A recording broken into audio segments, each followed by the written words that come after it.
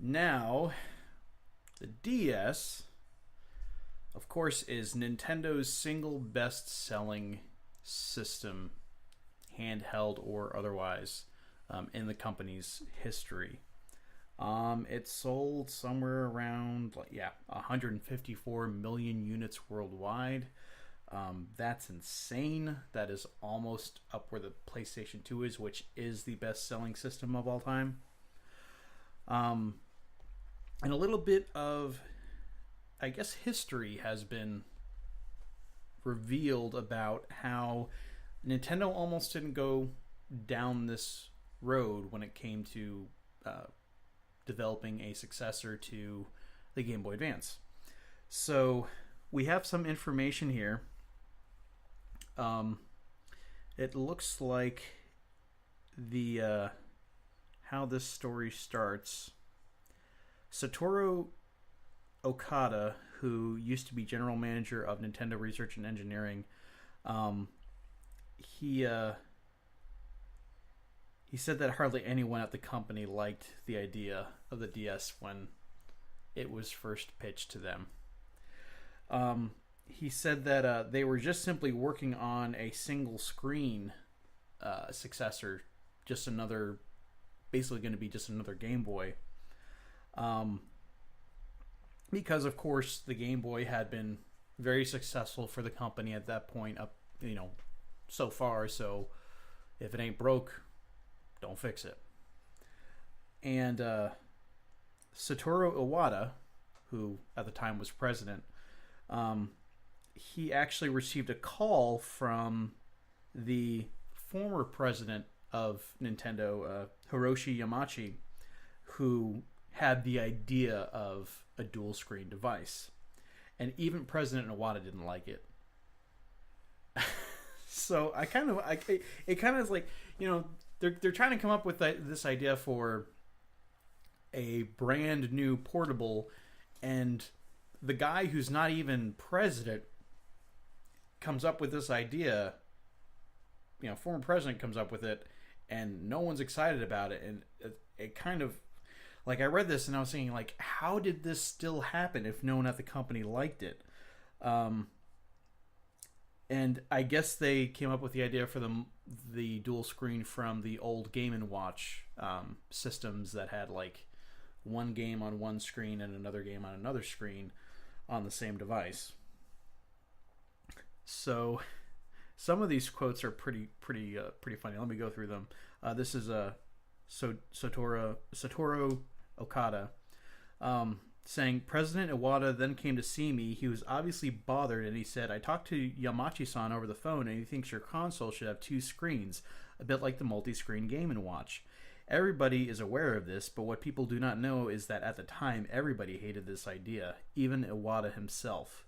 We thought it did not make any sense.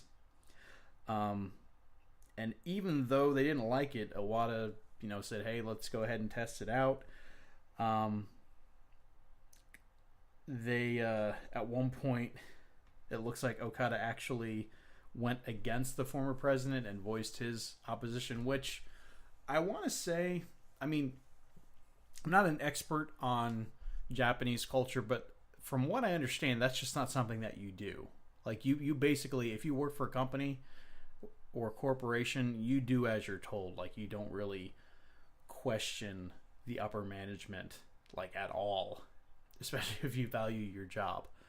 So, but it looks like basically the DS just hinged on Iwata believing that it was a good idea, even though initially he didn't even like the idea. Now, I have to say, the original DS line, I don't like it. To this day, I don't like it that much. Like, to me, it was definitely underpowered at the time. It could do about what PlayStation 1 / Nintendo 64 could do in terms of graphics. But a lot of the games just turned out to be, ramped up GBA games.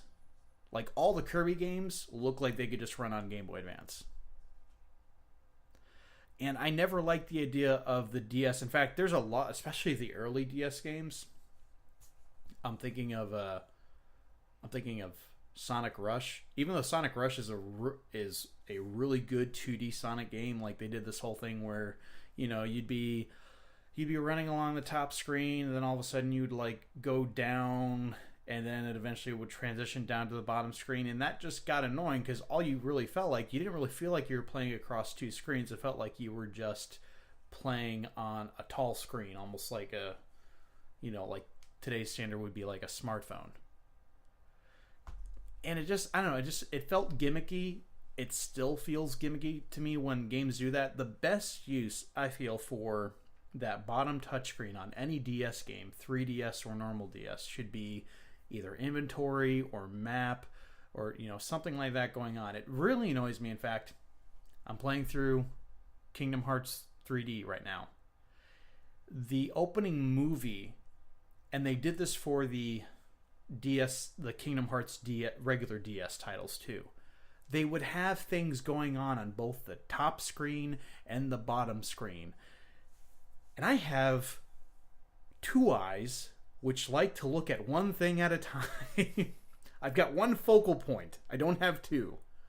Like it's almost like a system that was designed by and for ADD. It's approved. I approve it. But and the original design, which is what I'm showing on the screen right now, the fat DS, I don't know what you would call it, but the thing was huge. It looks like you could beat someone to death with it. It was definitely like walking around with like half a brick. It was just so clunky, and the hinges were terrible. It honestly, like, it looks more like something out of the 80s than mid 2000s technology. The screen wasn't bright at all.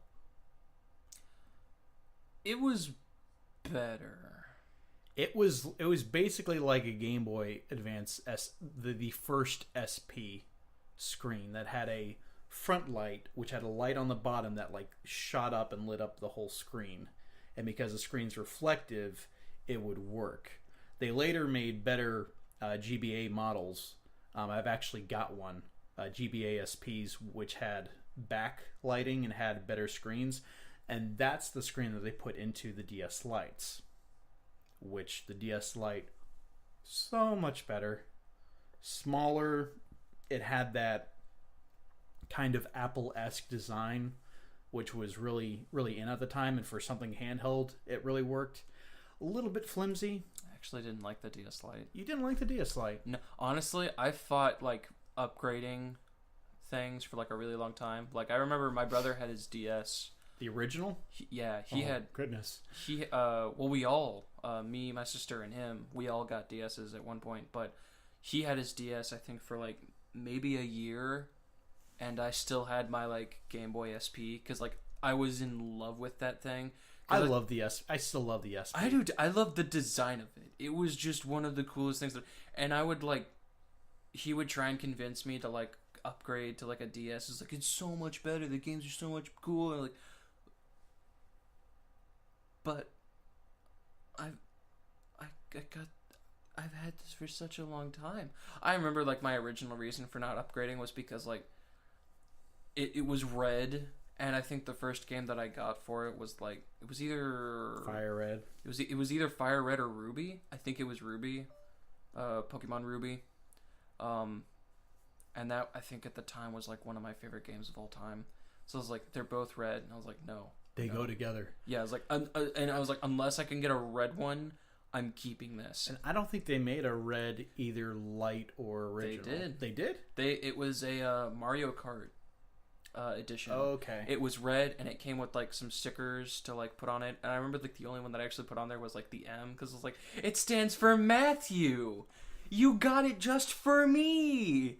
And like, I think it took me like a week or so. I was like, oh, Mario.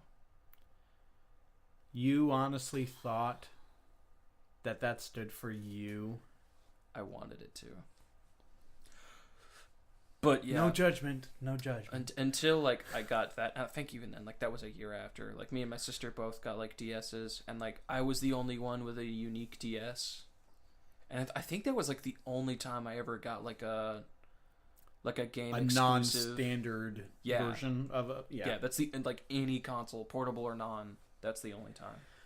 When I bought a 3DS XL, I was given the option to buy the NES stylized version. It didn't really appeal to me much though, so I just went with standard black. And I never owned an original DS.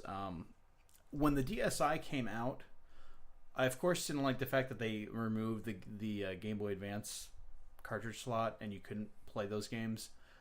But I did say to myself, like, if I ever had like extra money like lying around, I would probably buy a DSi just because I loved my Game Boy Advance SP. And I feel like if I had a DS that could also play GBA games, I would just, naturally play GBA games on the DS. And it was kind of weird because, like, you could choose which screen that you would play the game on, whether you wanted it on the top or on the bottom.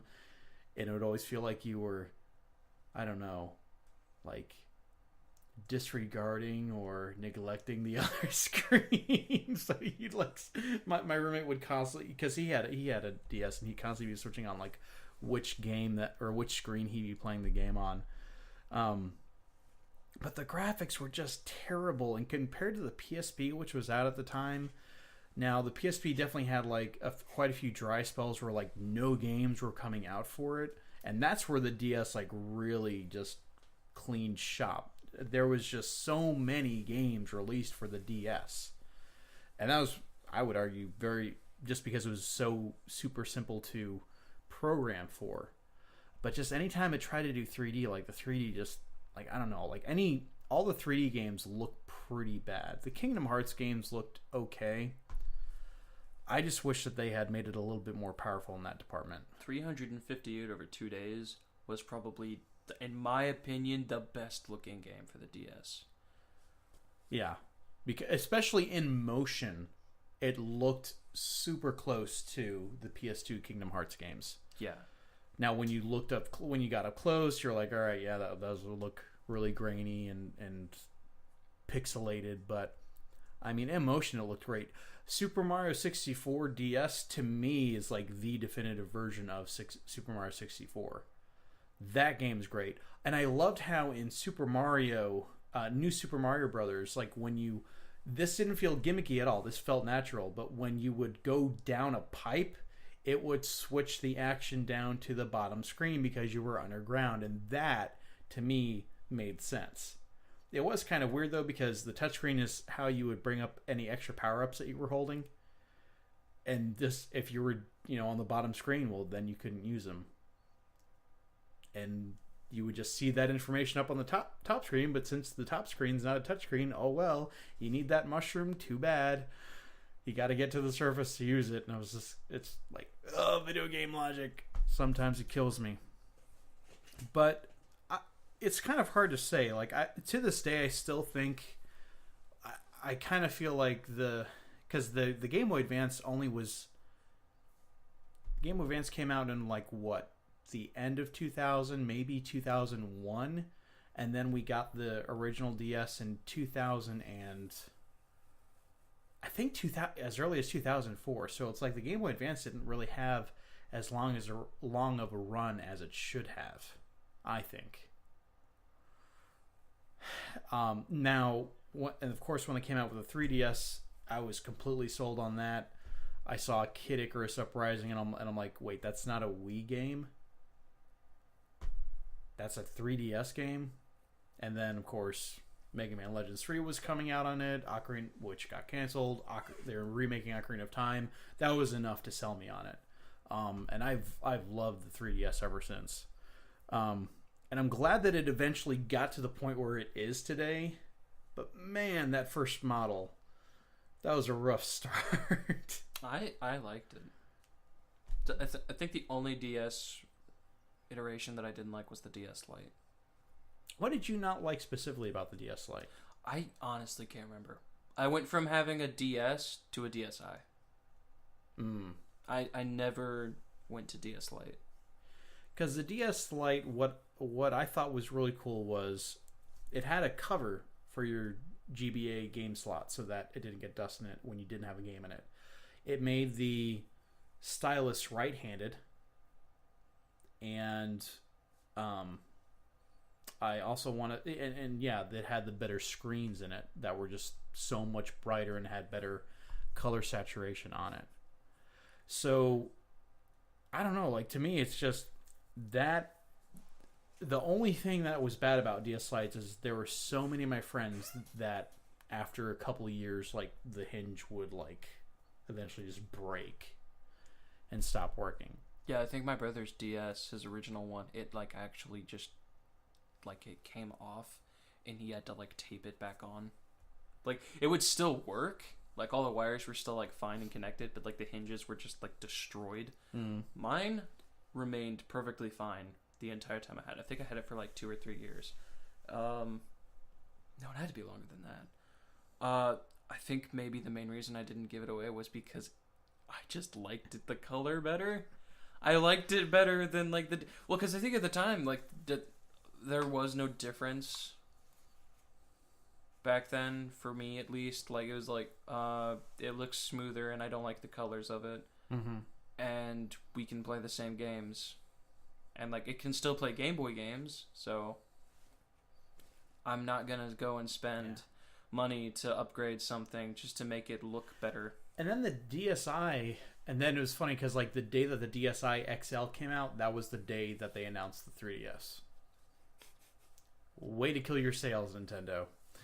But the DSi came out and it was just like, oh well, you don't have Game Boy Advance games anymore, but now you've got an SD card slot. We're going to give you an SD card, and what that's for is you can now download games. And the download shop on the DSi was an absolute joke. Like nothing. I mean, I think except for the Shantae games by Way Forward, those were good, but everything else was just kind of like, ugh, not that great. There no virtual console games to speak of. It was just all original like indie games, and I'm not saying that like in a bad way, but they weren't the best indie games that you can get. And actually, I want to say last year, I actually got my nephew had broken his DS Lite. The lower screen wouldn't register touches. I actually bought a replacement screen online for a few dollars. It was like $4 or something like that. And followed a walkthrough online. Didn't require any soldering or anything like that. Opened it up. It was still difficult. Like everything in the. I was really impressed by the way that the inside of the DS or it was a DS Lite, but I'm sure they had similar designs. How everything is just like maximized efficiency as far as what is wired in through what, and also. Nintendo always tests its portable consoles to be dropped on like concrete from like 4 feet in the air and survive like 10 times or something like that. So they're still rough little systems. And actually got the replaced the lower screen and it worked and booted right up. And like it took me about an hour to do that, and it gave me a new appreciation for the system. So in the end, I'm happy where we are today, but still, I say rough beginnings. Apparently, you liked the fat one, the fat one. Did it have better sound than the DS Lite and the DSi? Because it did look like it had bigger speakers. Dude, I can't remember if that was like a while ago. That is a long time ago. Yeah. Well, fond memories for you then, I suppose.